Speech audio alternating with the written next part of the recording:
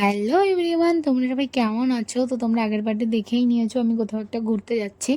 তো কোথায় যাচ্ছি সেটা তো এবার তোমাদেরকে আমি শেয়ার করবই। তো যাওয়ার আগে দেখে না, আমি কিন্তু ট্রেন থেকে গাড়িতে উঠে গেছি। তো যাওয়ার সময় মন্দিরটা দেখেছিলাম, খুব ভালো লেগেছিলো।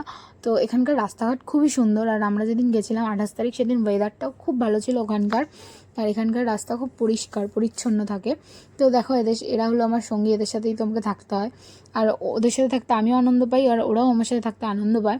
দেন পাহাড়ি রাস্তায় যাওয়ার মজা একটা আলাদা। তো আমরা সেটাই এনজয় করছিলাম, আড্ডা মারছিলাম, গল্প করছিলাম।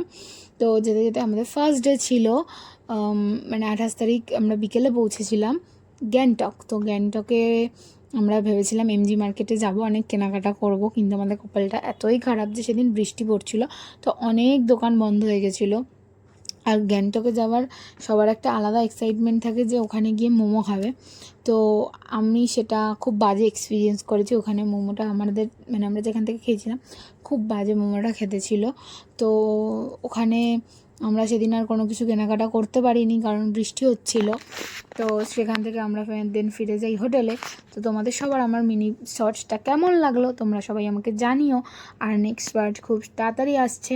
তোমরা সবাই খুব ভালো থেকো। Tata, bye bye.